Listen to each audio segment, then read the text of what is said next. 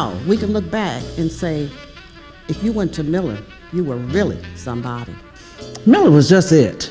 The big one. Orange and blue, fight.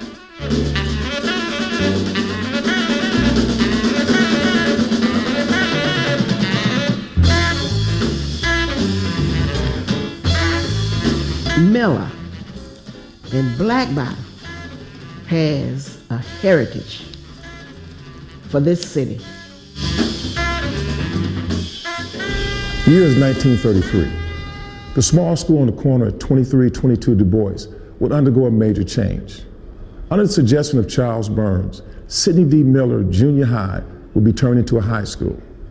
Charles Burns made the suggestion to the Detroit public school system to relieve the overcrowding at Eastern, Northeastern, and Cass Technical High School. Believe you me, there was a lot more to it.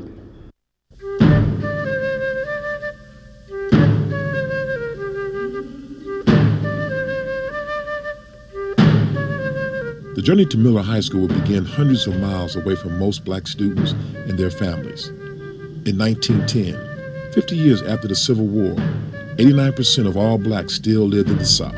But in the years that followed, one of the largest mass movements in American history would take place, as blacks left the rural South for the industrial North in droves. My mother got married.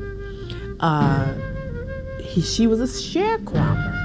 And this man told my dad, at the end of the year, you have to pay him off, He says, you have to, you give us the money. So my father told him, said, we're going to leave. And he said, you can't leave. But my father was smart. My father got with my mother and told her, Leanna, we're going to leave here. So what they did, they saved up their money, and they had to slip away to move to Detroit.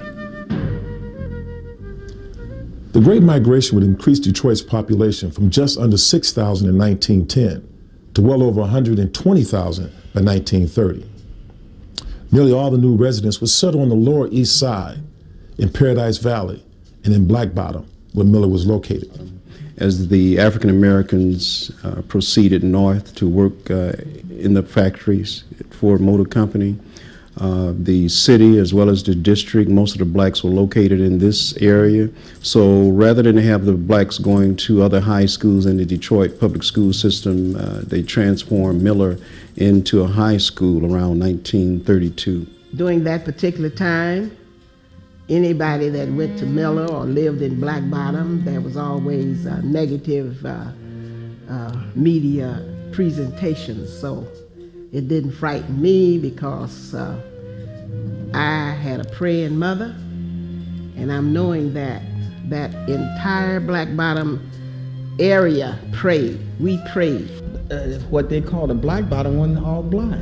You had Italians, you had Germans, you had Syrians, all living in the same community. Geographically, we had certain areas that we could go in and feel welcome, and that was Black Bottom. In fact, I did not cross Woodward Avenue, I don't think, until 47 or 48. So consequently, we had an area that we prowled in, if you want to use that word, prowl, and we felt very comfortable in that area. We knew each other, everyone respected each other. So anytime you feel wanted, you have a good feeling. And we've always felt wanted at Miller, where in other schools, they were tolerated. Blacks were only tolerated. Those things existed. However, I still had a good childhood and a happy life. And I never knew how poor I was until the media told me in the 60s and the 70s. Because in our household, I never missed a meal. I never missed getting new clothes at Christmas, Easter, Mother's Day, first day of school, or even the last day of school. Sometimes we get new clothes. So, slept in a clean house and always had food on the table. Those who made the trek north fought for social and economic freedoms, as well as economic gains. Many had heard about Henry Ford's assembly line and his guarantee of $5 for an 8-hour day. And indeed, the promise of better wages in the North would hold true. During the 1920s, black workers in Detroit averaged 54 cents per hour, doubling the wage of the black in the South. Articles and editorials in the Chicago Defender, distributed throughout the South, encouraged more blacks to head north. But once they reached the north, they found out there was no escape for difficult times for African Americans. There was some discrimination and segregation in the city. It wasn't by signs, but the old heads schooled you on where you were supposed to go, how you were supposed to act. And I'm saying the old heads, your family members, to keep you from being part of the criminal system or breaking the law or being embarrassed. There were certain places downtown you could go in and you could eat and you couldn't eat. And there were certain areas I can remember as a child, my aunt took us shopping to Hudson's, and we became hungry. So we couldn't go upstairs on the mezzanine and eat. We'd have to go downstairs to the stand-up counter and eat.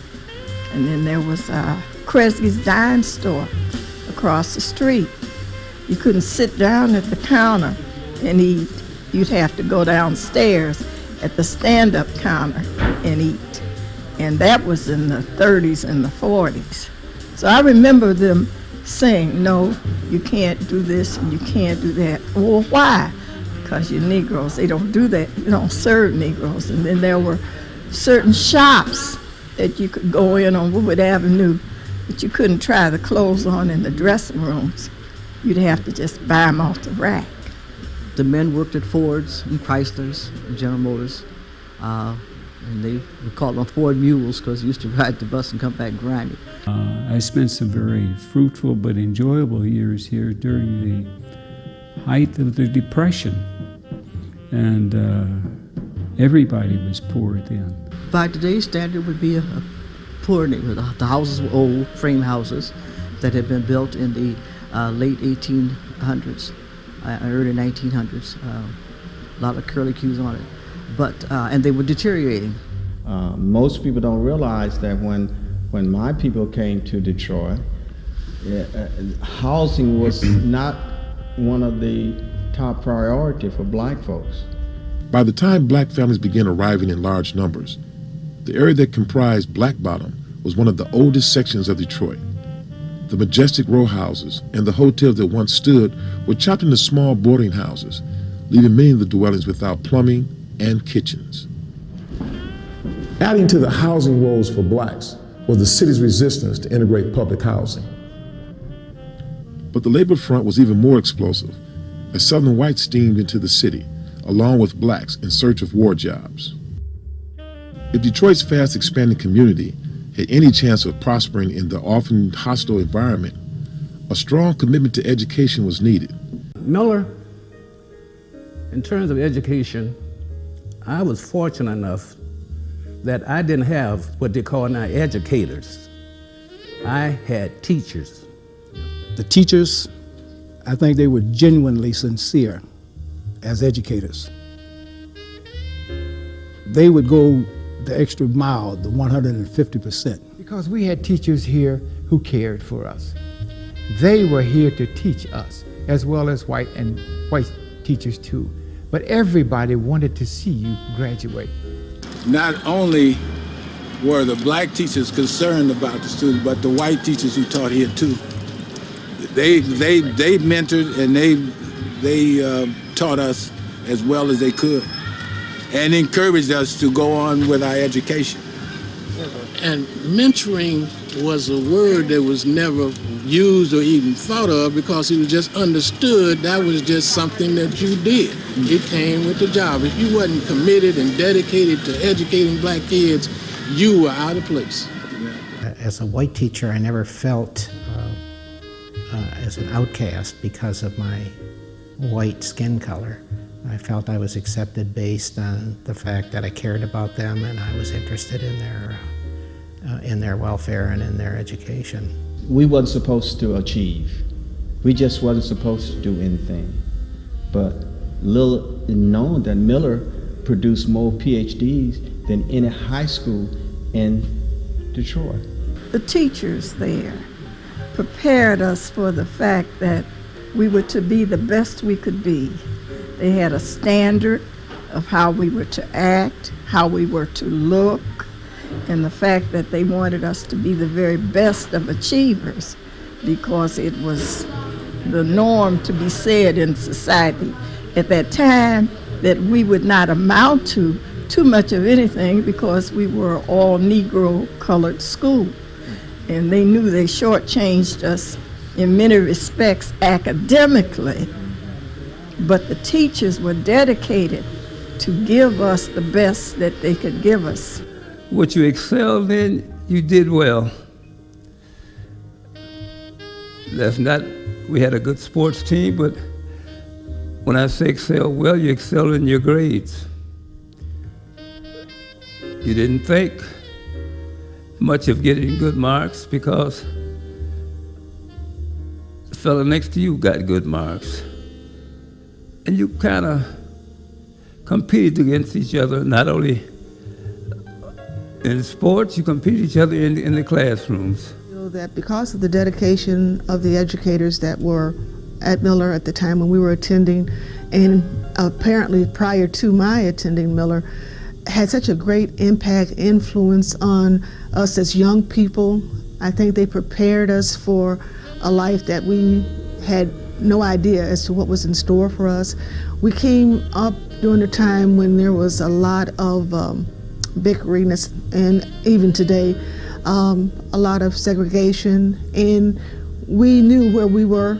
Basically, we knew where our places were, and education really was the ticket. Education was our ticket to getting someplace in life, and that was drilled into us constantly. Throughout my career, I've been to 6 different high schools, but Miller was my favorite because the Miller High School environment was more like a family setting than any other school that I was in. Our teachers, well, our friends is fine, you know, but our teachers we had at Miller High School, you had to get it. Your education, you had to get it. I have a few favorites, but still you had to get it. And all of them was into you, like your parents is right there too. The principal, I won't call the name, at one time, who passed for white, but he was black. He lived in Indian Village. In the early 30s or the late 40s, he went back to Mississippi and brought his aunt to Detroit. And people thought that his aunt was his housekeeper, but really it was his aunt. And in 1938 or 39, he brought all the white teachers into his office, into the auditorium, and made the statement that if they wanted to stay at Miller, fine. If they wanted a transfer, they would get it without any questions being asked.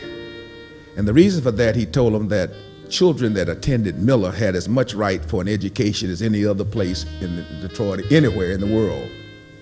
But you know, the amazing thing about it, did not one white teacher ask for a transfer. And that told us something, that they wanted to be here. I heard that there was an opening at Miller when I was teaching somewhere else. And I called the personnel director. I said, I hear there's an opening. I'd like to come to Miller. He said, oh, I didn't know you wanted to come to Miller, like implying, why would you want to go to a black school? And I said, I do want to come to Miller. And so next semester I was placed at Miller, and